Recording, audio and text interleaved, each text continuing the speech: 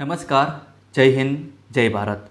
મિત્રો, આજે આપણે વિડીયોમાં કોચિંગ સહાય યોજનાનો લાભ તમે કઈ રીતે લઈ શકશો અને તમારાથી કોઈ પણ માહિતી છૂટી ન જાય તેના માટે જે સરકાર દ્વારા જે ઓરિજિનલ પરિપત્ર રજૂ કરવામાં આવ્યું છે તે જ તમારી સામે રજૂ કરું છું, જેથી કરીને તમારાથી કોઈ પણ માહિતી છૂટી ન જાય. તો મિત્રો, 2023-24 માટે જે કોચિંગ સહાય યોજના છે તેની જાહેરાત થઈ ગઈ છે. ઓલરેડી ફોર્મ ભરાવાનું શરૂ થઈ ગયું છે. તો તમે કઈ રીતે ફોર્મ ભરી શકશો અને કઈ રીતે તમારા ક્રાઇટેરિયા છે અને તમે કઈ રીતે લાભ લઈ શકશો તેની સંપૂર્ણ વિડીયોમાં આપણે ચર્ચા કરવાના છીએ. તો તમે અંત સુધી બન્યા રહેજો. હવે મિત્રો, કોચિંગ સહાય યોજના અંતર્ગત ટોટલ 3 કોચિંગ સહાય યોજનાનો અમલ થાય છે, જેના માટે તમારે સમાજ કલ્યાણના પોર્ટલ પર જઈ તમારે ઓનલાઈન એપ્લિકેશન કરવાની રહેશે મિત્રો. બરાબર છે મિત્રો? હવે મિત્રો, હું તમને સમજાવું છું 3 કોચિંગ સહાય યોજના કઈ કઈ છે. તો મિત્રો, આપણે પહેલી વાત કરીએ છીએ સ્પર્ધાત્મક પરીક્ષા કે જેમાં તમે વર્ગ 1, 2 કે 3ની જો તૈયારી કરતા હોય તો તાલીમ લેનાર સામાજિક અને શૈક્ષણિક રીતે પછાત વર્ગના તાલીમાર્થીઓને ખાસ પ્રોત્સાહન સહાય મળશે. મિત્રો, આ સહાયની રકમ છે 20,000 અથવા તો જે ખરેખર ચૂકવવાની થતી ફી હોય, જે બે પૈકી જે પણ ઓછું થતું હોય તે તમને મળશે. એટલે કે માની લો કે તમારી ટ્યુશન ફી છે તે 15,000 રૂપિયા છે મિત્રો, તો 15,000 અને 20,000માં જે પણ ઓછું હશે તે તમને મળશે. એટલે કે અહીં તમને મળવાપાત્ર 15,000 રૂપિયા થશે. ફોર એક્ઝામ્પલ કે તમારે જે ટ્યુશન ફી છે તે 25,000 હોય મિત્રો, તો 25,000 અને 20,000માંથી જે પણ બે ઓછું હશે તે તમને મળશે. એટલે કે અહીં તમને 20,000 રૂપિયા મળશે. એટલે કે મેક્સિમમ સહાય તમને 20,000 મળશે. પરંતુ જે તમારી ટ્યુશન ફી હશે તેની સાથે કમ્પેરિઝન કરી અને જે પૈકી બેમાંથી ઓછું હશે તે તમને ફી મળશે. બરાબર છે મિત્રો?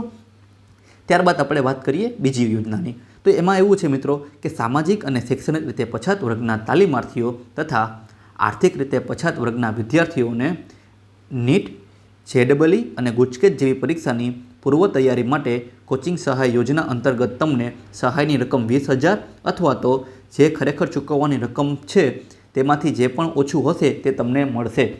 બરાબર છે મિત્રો? હવે આપણે વાત કરીએ ત્રીજી યોજના.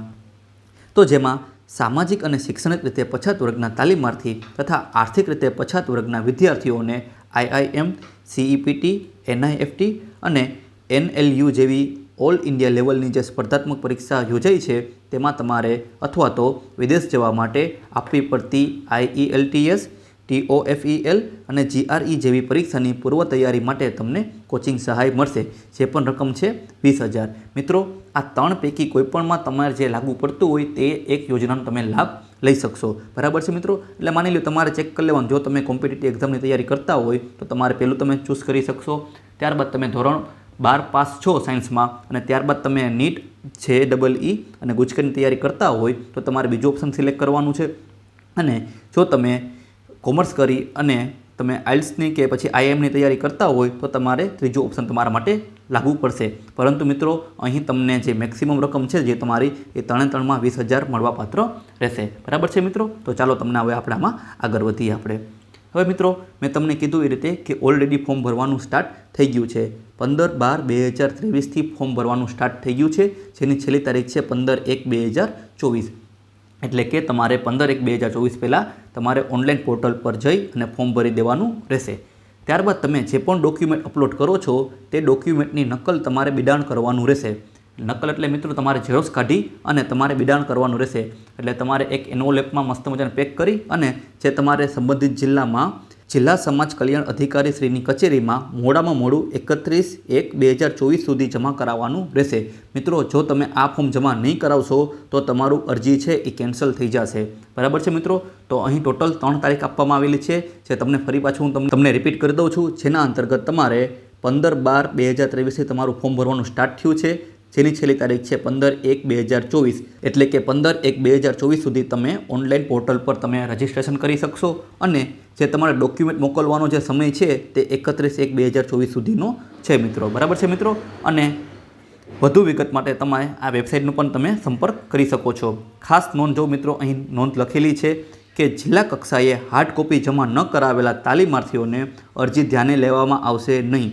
તેમજ 31/1/2024 પછી જિલ્લા કક્ષાએ હાર્ડ કોપી મળેલ હશે તે અરજીઓને પણ ધ્યાનમાં લેવામાં આવશે નહીં. એટલે મિત્રો માની લ્યો કે તમે અરજી મોકલી દીધી છે, પરંતુ કોઈપણ કારણોસર ડિલે થઈ અને 31/1/2024 પછી પણ જો અરજી મળશે તો પણ તેને સ્વીકારવામાં આવશે નહીં. તો મિત્રો વહેલી તકે તમે ફોર્મ ભરી દો અને 31/1/2024 પહેલાં તમે તમારું જે નકલ રવાના કરવાની છે તેને નકલ રવાના કરાવી દો, જેથી કરીને તમને આ લાભ મળતો રહે. મિત્રો આશા રાખું છું કે તમને આમાં ટોટલી વસ્તુ સમજાઈ ગઈ હશે. જો મિત્રો તમને કંઈ પણ વસ્તુ ન સમજાણી હોય તો તમે મને કમેન્ટમાં પૂછી શકશો. અને જો મિત્રો તમને આ વિડીયો ગમ્યો હોય તો લાઇક એન્ડ શેર કરી દેજો, જેથી કરીને બીજા વિદ્યાર્થીઓ પણ આનો લાભ લઈ શકે. મિત્રો આવા જ યોજના રિલેટેડ વિડીયો જોવા માટે અમારી ચેનલને સબસ્ક્રાઈબ કરો.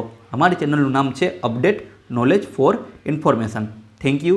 જય હિન્દ, જય ભારત.